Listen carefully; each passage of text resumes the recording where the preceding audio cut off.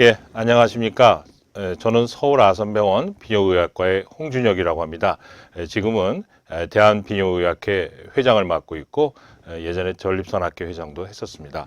오늘은 전립선 질환, 그 중에서도 비대증과 전립선 암에 대해서 간단하게 말씀드리려고 합니다. 전립선은 남자에게만 있는 기관으로서 방광 밑에 이렇게 밤톨보다 조금 큰 크기로 요도를 둘러싸고 있습니다. 그래서 소변이 내려오는 길을 이렇게 둘러싸고 있기 때문에 이게 전립선이 커지게 되면 소변을 잘 못 보는 일도 생길 수 있고, 또 젊은 사람에게서는 전립선에서 정액을 만들어서 그 뒤에 정낭에 보관했다가 사정할 때 나오게 되는 그런 역할도 하게 됩니다. 왼쪽에 있는 그림은 남자의 방광하고 요도고, 오른쪽은 여자의 방광과 요도입니다. 남자는 이 전립선, 그 아래 그 관략근과 함께 소변을 막아주는 역할을 하기 때문에 나이가 들수록 전립선이 커지면 소변이 오히려 잘 안 나오는 그런 현상을 겪게 됩니다. 근데 여자분들은 요도가 남자보다 짧고 또 전립선이 없으시기 때문에 나이가 들면서 이 요도 관략근이 힘이 약해지면 오히려 소변이 새는 요실금 현상이 주로 나타나게 되는 것입니다. 그래서 전립선에 생길 수 있는 병 중에 가장 흔한 비대증과 또 최근에 많이 빈도가 늘어나고 있는 전립선 암에 대해서 오늘 말씀드리고, 그 외에도 전립선에 염증도 있을 수가 있겠습니다. 전립선 비대증은 앞에서 말씀드린 것처럼 전립선이 노화에 따라 커지면서 요도를 누르면 이제 여러 가지 증상들이 나타나게 됩니다. 그래서 소변을 한번 갔다 왔는데도 또 가게 되고, 또 두 번째 그림처럼 소변이 마려워서 급하게 되니까 앉아 있다가 바로 또 화장실을 자꾸 가야 되고, 또 밤에도 한 번 이상, 두 번, 세 번, 네 번 일어나는 야간뇨도 있게 되고, 또 다섯 번째 그림처럼 소변을 보실 때 힘을 많이 줘야만 나오는 요속의 저하가 생길 수도 있고요. 또 소변 보는 시간도 역시 길어지게 됩니다. 그래서 전립선 비대증의 증상을 이제 크게 두 종류로 나눠서 좁아지면서 나타나는 증상, 이걸 이제 폐색 증상 또는 막힘 증상, 배뇨 증상 이렇게 얘기를 하는데, 오줌 세기가 가늘어지고요. 요속의 저하, 그 다음에 배뇨 시작할 때 힘이 드는, 조금 뜸을 들여야 나오게 되는 요주저 현상, 또 소변이 잘 나오다가 중간에 툭 끊어지고 힘주면 또 나오고 하는 간헐요, 또 소변을 다 보셨다고 생각했는데 끝에 가서 방울방울 떨어지고 시원하게 뚝 끝나지 않는 증상, 또 소변을 보신 뒤에 남아있는 느낌, 대변의 경우는 그걸 잔변감이라고 그러는데 소변은 잔뇨감이라고 부르고 있습니다. 또 이 자주 마렵게 되는 증상, 이게 이제 두 번째 분류가 되겠는데요. 방광 자극 증상이라고 합니다. 이제 뭐 저장 증상이라고도 하는데, 예전보다 소변을 좀 더 자주 보게 되고, 밤에도 자꾸 깨게 되고, 또 급하면 참기 어려워서 또 심한 경우에는 실수를 하실 경우도 생깁니다. 그래서 이제 급박성 요실금이라고 부르게 되는데요. 그런 증상들이 나타나게 됩니다. 그래서 저희가 특히 이제 남자 환자분들이 낮이나 또는 밤에 소변을 자주 보신다 하고 오시게 되면 제가 먼저 그 배뇨 일지를 기록시키게 합니다. 왜냐하면 자주 보시는 거에도 여러 종류가 있는데, 한 번 볼 때 뭐 3, 400씩 여러 번 보시는 거는 사실 방광의 문제가 아니고 소변량이 많이 만들어지는 거거든요. 예를 들어서 물을 많이 드시거나 당뇨가 있거나 그런 경우이기 때문에 그건 좀 다르고, 또 전립선 비대증 때문에 오시는 분들은 한 번에 조금씩 뭐 100 또는 50씩 100 이렇게 보시는 분들이 있습니다. 그런 분들은 방광이 예민해지고 또 전립선 비대가 생겨서 오는 증상이라고 볼 수가 있겠습니다. 그래서 저희가 병원에 오시게 되면 하는 검사 중에 하나가 이 소변 속도를 재는 요속 검사, 또 잔뇨 검사가 되겠습니다. 요속 검사는 이제 큰 변기 같은 데다가 소변을 보시면 이 왼쪽에 보시는 것처럼 이렇게 보게 되는데, 이분은 굉장히 잘 보신 겁니다. 세게 시원하게 이렇게 쭉 보셨는데, 문제는 남아있는 걸 초음파로 재보니까 133이 남으신 겁니다. 그러니까 280 정도 보시고 반 정도에 해당되는 133이 남았기 때문에 잔뇨가 좀 있으시다 이렇게 얘기할 수 있고요. 이분의 경우에는 소변을 좀 가늘게 보시는 거죠. 그래서 요속 검사를 했더니 최고 속도가 10.9, 보통 15 이하면 가늘다고 하는데 이렇게 가늘게 보시고 길게 보시게 됩니다. 반면에 이분은 이제 잔뇨가 별로 없었고요. 그래서 그 증상과 이런 검사 결과들에 따라서 또 치료를 하게 됩니다. 또 하나의 검사는 아까 그림에서 보신 것처럼 전립선이 항문 앞쪽에 있기 때문에 항문으로 초음파를 집어넣어서 직장에서 전립선을 측정하는 경직장 초음파 검사가 있습니다. 이걸 통해서 왼쪽 같이 항문을 통해서 집어넣고 오른쪽처럼 초음파를 보시면 전립선이 큰지 또는 전립선에 암 같은 의심되는 소견은 없는지 이런 것들을 측정하게 됩니다. 그래서 소변도 잘 못 보시고 전립선도 크다 그러면 이제 좀 치료를 받으시는 게 좋겠다 이렇게 얘기를 합니다. 그 치료에는 먼저 저희가 이제 약물 치료를 먼저 하게 됩니다. 그 약물 치료는 이제 크게 세 종류로 나누고 있습니다. 첫째는 소변기를 열어주는 약, 그게 이제 알파 차단제 종류라고 그러는데 전립선을 좀 느슨하게 해줘서 소변이 잘 나오게 하는 약들이고요. 그 다음과 같은 제품명들이 있습니다. 이런 것들은 우리가 상품명이라고 부르고 또 국산에서도 많은 약들이 나오고 있기 때문에 상품명은 좀 다르지만 성분명은 이와 비슷한 종류의 약들을 자기 증상에 맞게 쓰시면 되겠습니다. 그 두 번째는 5알파 환원요소 억제제라고 하는데 요거는 이제 전립선을 좀 작아지게 해주는 역할을 합니다. 이제 크게 이제 두 종류가 있습니다. 작아지게 해주는 역할을 하려니까 약의 효과가 나타나는데 시간이 조금 더 걸릴 수도 있고요. 그리고 또 이걸 오래 쓰게 되면 약간 성기능이 떨어지는 또 부작용도 있을 수 있습니다. 또 세 번째 종류는 방광이 그래도 예민한 증상이 계속 있으실 때는 방광을 좀 둔하게 만드는 빈뇨 치료제가 있게 됩니다. 근데 빈뇨 치료제를 좀 처음부터 너무 세게 쓰게 되면 소변이 오히려 안 나오는, 방광이 둔하게 되기 때문에 소변이 안 나오는 증상이 있을 수도 있게 됩니다. 그래서 증상에 맞게 약을 조금씩 바꿔가면서 시도하게 됩니다. 그래서 이 약물 치료를 상당 기간 했는데도 증상이 점점 진행이 되고 효과가 적게 되면 이제 수술적인 치료를 고민하게 됩니다. 수술 치료는 가장 먼저 발달한 것이 내시경으로 보면서 불도저로 파내듯이 깎아내는, 지금도 가장 많이 하고 있는 경요도 전립선 절제 수술이 되겠습니다. 영어로는 TURP라고 하는데요. 이것이 굉장히 오래전부터 시작이 돼서 거의 100년 가까이 됩니다. 그래서 깎아서 길을 열어주는, 길을 뚫어주는 수술을 하게 되고요. 그 다음으로는 이제 개복해서 전립선의 일부를 잘라내고 다시 꼬매주는 개복 수술도 해왔고, 최근에는 이와 비슷한 방식으로 로봇으로 또 전립선을 떼어내는 수술도 하고 있습니다. 그 다음에는 이제 레이저 수술이나 이런 것들을 이용해서 커져 있는 전립선 안쪽에 길을 누르고 있는 전립선을 절제하거나 태워버리는 여러 가지 방법들이 있고요.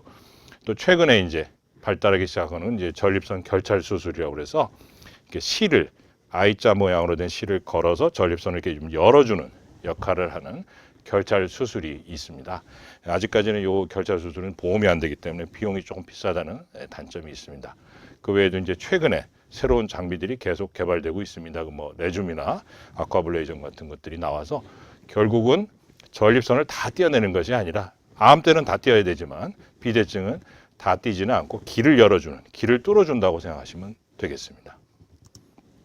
그래서 왼쪽에 있는 그림이 이제 TURP, 내시경으로 전립선을 깎아주는 그런 모습입니다. 이렇게 불도저로 파내듯이 하나하나 이렇게 파내주니까 전립선이 클 경우에는 뭐 2시간도 걸릴 수 있고 3시간도 걸릴 수 있습니다. 그래서 깎아주는 걸 하게 되고, 오른쪽에 있는 것은 레이저로 이렇게 사과 껍질만 남겨놓고 안에 사과를 뚝 떼내듯이 레이저로 이렇게 뚝 떼내는 방법. 이게 이제 홀랩입니다.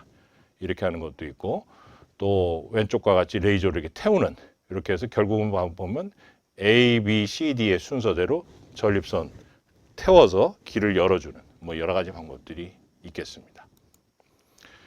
최근에 관심이 많이 있는 이제 결찰 수술은 I자 모양의 실을 누르면서 걸어주게 됩니다. 돌아가면서 실이 딱 걸리게 되는데 작을 때는 2개, 양쪽에 하나씩, 또 클 때는 뭐 4개 이상 걸어줄 때도 있게 됩니다. 그래서 결찰 수술이 되겠습니다. 다음으로 말씀드릴 것은 전립선 암입니다. 암에 대해서 간단하게 좀 말씀을 드리겠습니다. 전립선 암은 뭐 이상하게도 이제 뭐 나라의 지도자들께서도 많이 걸리시고 해서 뭐 황제암이란 말도 있었고 아버지암 뭐 이런 말도 있었습니다만 대부분이 이제 60대 이상에서 생기는 거지만 최근에는 뭐 40대에도 간혹 발견되고 있어서 요즘 많은 문제가 되고 있습니다. 그 전통적으로 전립선암은 세계적인 통계를 볼 때도 유럽이나 이런 백인들 또는 흑인들이 훨씬 동양인보다 많고 그래왔습니다. 이게 뭐 시기라든지 여러 가지 인종적인 차이 때문이라고 생각해 왔는데 최근에는 우리나라도 이제 건강진단에서 전립선암이 초기암이 많이 발견되다 보니까 외국 못지않게 많이 늘어나고는 있습니다. 그래서 미국 같은 경우에 매년 이 암 통계를 1월 달에 발표를 하는데 보면 전립선암이 빈도순으로는 가장 남자한테 1등입니다. 몇 년째 1등을 차지하고 있고 사망률로는 이제 물론 폐암이 조금 더 진행도 빠르고 하기 때문에 폐암의 뒤를 이어서 2등을 차지하고 있지만 이제 굉장히 중요한 암이 되겠고 우리나라도 몇 년에 한 번씩 이제 발생률과 유병률 환자의 숫자를 이제 발표를 하는데 작년에 발표한 걸 보면은 전립선암이 폐암, 위암과 거의 비슷비슷한 숫자로 3등을 차지하고 있습니다. 그래서 뭐 인구 노령화나 여러 가지를 생각할 때 조만간 전립선암이 1등이 될 날도 멀지 않다고 생각을 합니다. 전립선을 이제 잘라서 보시면 정상에서는 이제 소변을 지나가는 길을 조용히 이렇게 얌전히 둘러싸고 있는데 비대증은 이 가운데가 이제 주로 비대가 되기 때문에 소변길을 누르게 되고요. 암은 이제 70~80%가 바깥쪽에 말초대라고 하는데 바깥쪽에 생기게 됩니다. 그래서 이 그림의 아래쪽에 보시는 것처럼 밖으로 뒤로 튀어나오는 경우도 있지만 최근에 발견되는 암들은 대부분 초기인 경우가 많기 때문에 이렇게까지 커지기 전에 발견되는 경우가 더 많습니다. 옆에서 보게 되면 방광에서 소변이 나가는 요도를 이렇게 전립선이 둘러싸고 있는데 이 가운데 요도를 둘러싸고 있는 가운데 부분은 이제 우리가 이행대라고 그러는데 여기에 이제 전립선 비대증이 주로 생기게 됩니다. 그래서 이게 커지면 기를 누르니까 소변이 잘 안 나오게 되는 그런 증상이 있고요. 말초대, 전립선암이나 염증이 주로 생기게 되는 이 바깥쪽은 이 소변길하고 조금 떨어져 있기 때문에 암이 많이 진행되지 않으면 초기 때는 특히 초기 때는 증상이 대부분 소변 부는데 증상이 없게 됩니다. 전립선암은 대부분 이제 50세 이후에 많이 발생하고 있기 때문에 특히 이제 검사를 꼭 하시라고 이제 권하고 있고요. 나이가 들에 따라 비대증도 증가하지만 전립선암도 늘고 있고 또 우리나라가 이제 내년이면 뭐 노령 인구가 뭐 25% 이상이 된다고 하는데 굉장히 증가하고 있어서 최근에 그 전립선암의 빈도도 늘고 있고 또 많은 관심을 받고 있습니다. 진단은 뭐 증상으로는 사실 알 수 없기 때문에 환자분들이 저의 외래로 오셔가지고 흔히 하시는 말씀이 뭐 아프거나 증상이 전혀 없었는데요 이런 말씀 많이 하십니다. 전립선암은 초기에는 특히 증상이 대부분 없고 혹시 소변이 잘 안 나오는 증상이 있더라도 그것은 같이 있는 비대증 때문에 생기는 증상이라고 생각을 합니다. 그리고 직장 수지 검사라고 해서 항문으로 손가락을 넣어서 만져볼 수도 있는데 이거 역시 아까 그림에서 보신 것처럼 좀 커지기 전에는 사실 암이 잘 만져지지 않거든요. 그래서 뭐 그렇게 해서 만질 수도 있다. 또 초음파로도 전립선 비대도 볼 수 있지만 암 소견도 의심되는 걸 볼 수도 있습니다.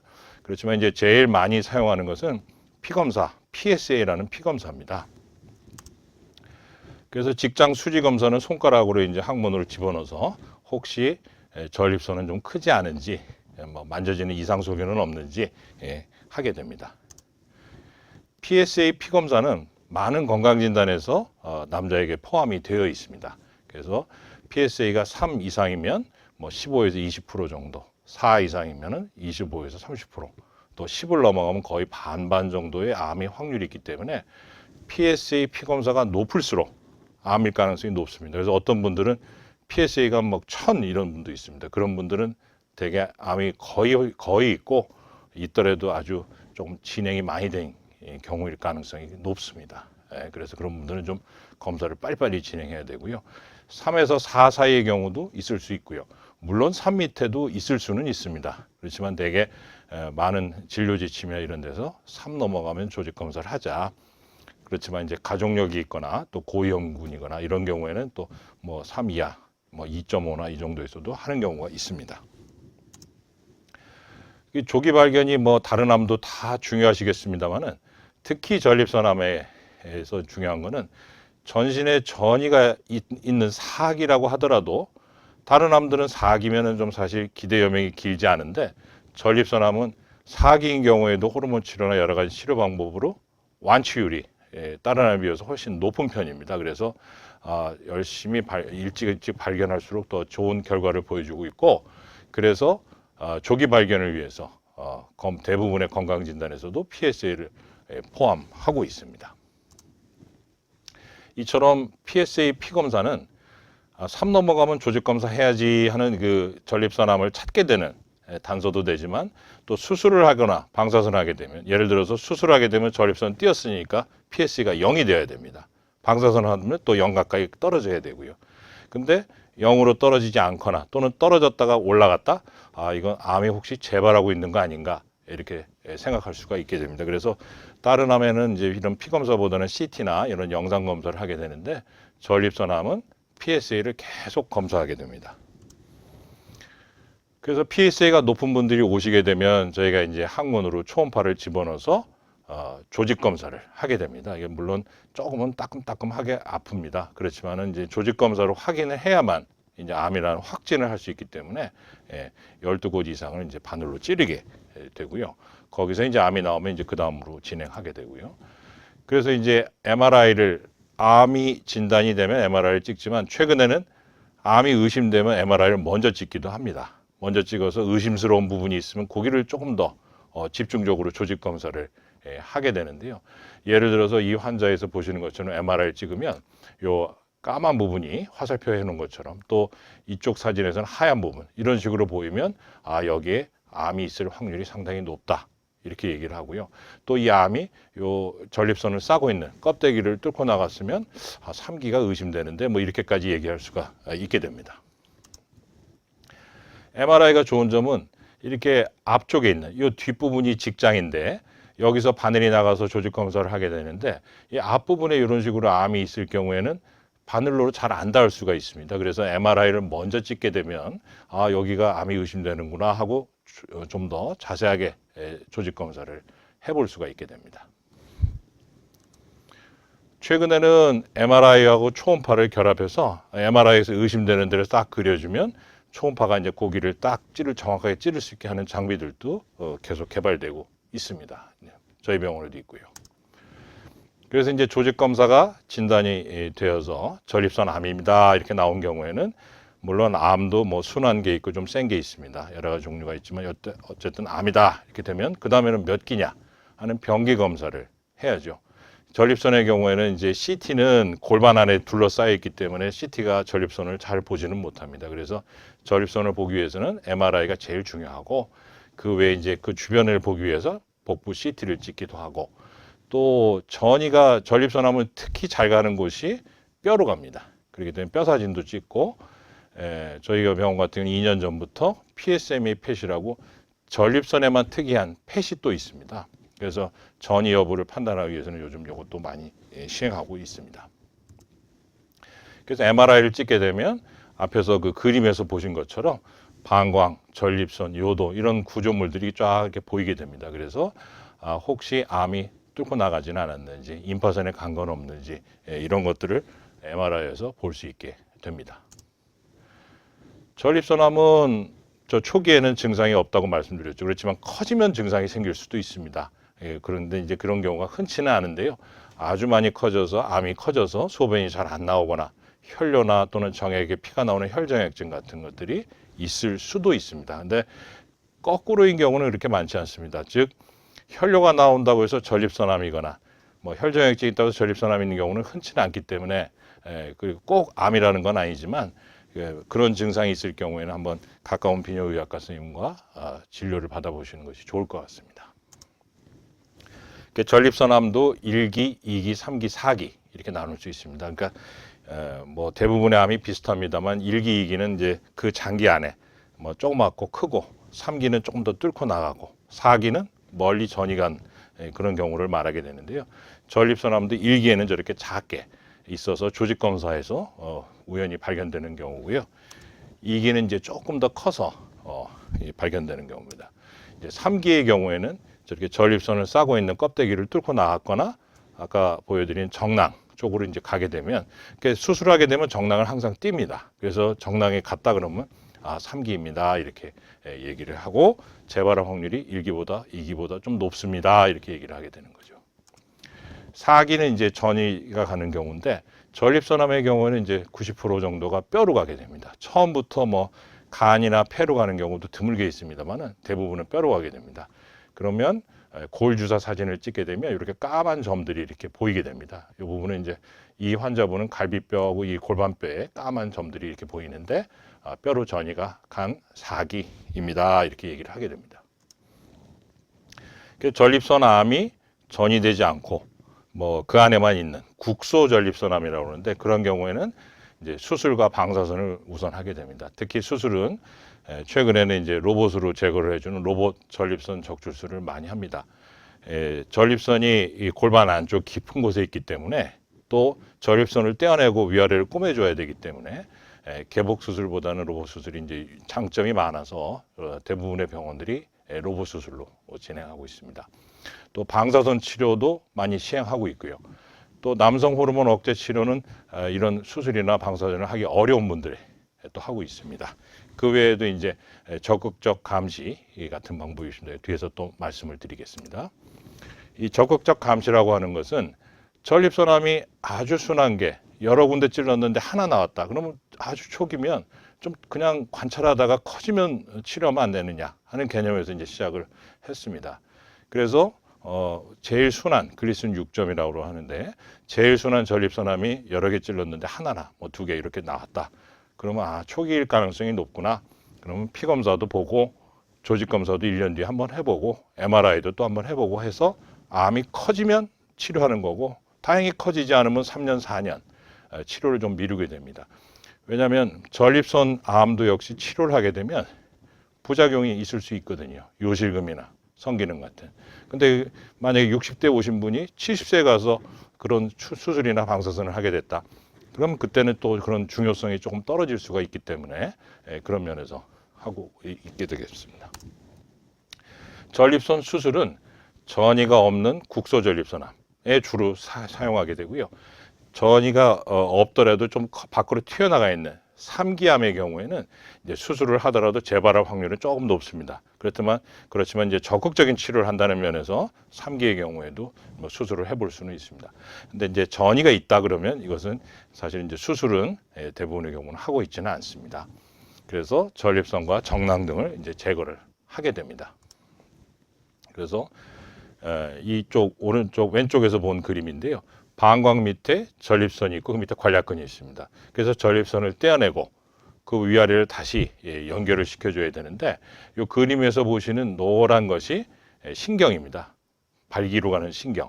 그래서 전립선을 떼어내게 되면 이 발기 음경 쪽으로 가는 이 발기신경들이 상당 부분 같이 떨어져 나가게 됩니다. 그래서 수술 후에는 발기력이 상당히 떨어질 수밖에 없다.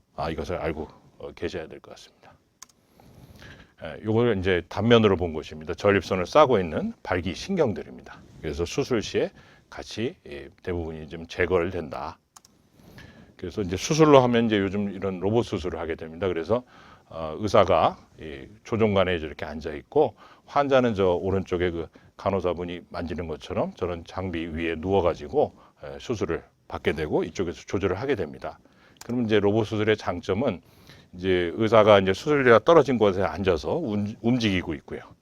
그때 이제 들여다보면 훨씬 이제 실제 시야보다 10배 이상 확대된 시야를 볼 수가 있습니다. 그래서 그걸 이제 운전을 하면서 그러니까 로봇이 혼자 알아서 다 하는 것이 아니고 이제 조종을 하는 겁니다. 수술을 하게 되면 앞서 말씀드린 것처럼 관략근 위에 전립선이 있기 때문에 떼어내면 소변을 막는 힘이 뭐 반 이하로 줄어든다라고 생각하시면 되겠습니다. 그러면 기침을 한다든지 심한 운동을 하게 되면 조금 적게 되는 요실금증, 또 성기능이 떨어지게 되고 또 정액을 만들어서 보관하는 정낭까지 다 띄어버리니까 정액이 나오지 않는 그런 문제도 생길 수 있습니다. 방사선 치료도 전립선 안에다가 이제 방사선을 외부에서 이렇게 쏘게 해주는데 보통 하는 일반 방사선은 대개 한 30번 내외를 써야 되기 때문에 한 7주 정도를 매일 오셔야 됩니다. 그래서 이제 하게 되는데 그래도 전신 마취를 하지 않는 장점이 있고요. 최근에는 이제 뭐 사이버 나이프나 뭐 중립자 같이 이렇게 횟수를 줄여서 치료할 수 있는 방법들이 계속 나오고 있습니다. 호르몬 억제제는 전립선암이 남성 호르몬의 영향을 받아서 자라기 때문에 남성 호르몬을 떨어뜨려주면 전립선암이 줄어들게 됩니다. 그래서 전이가 있을 경우에 다른 암은 항암제를 써야 되는데 전립선암은 남성 호르몬 억제 주사나 약을 쓰게 됩니다. 그리고 또 국소암이라고 하더라도 1기, 2기, 3기라고 하더라도 다른 치료를 받을 만한 상태가 좀 어려우신 나이가 너무 많으시거나 이런 분들은 또 호르몬 치료를 하기도 하고요. 또 다른 수술이나 방사선을 했는데 재발을 했다 이런 경우에도 사용할 수가 있습니다. 정리하자면 최근에 이제 고령 인구가 늘어나고 또 전립선 질환에 대한 소변이라든지 여러 가지 증상에 대한 관심이 늘어나고 있기 때문에 최근에 많은 신문이나 뭐 이런 지상에서 전립선 비대증, 암 이런 데 관심도 늘고 있고 빈도도 늘어나고 있습니다. 그래서 이런 진단과 치료 방법에 대해서 오늘 말씀드렸는데 하여튼 적극적으로 검사 또는 치료를 받으시기를 부탁드리고 특히 혈액 검사, PSA를 안 해보신 분들은 가까운 곳에 가셔가지고 피 검사를 한번 해보시는 것을 꼭 권하고 싶습니다. 감사합니다.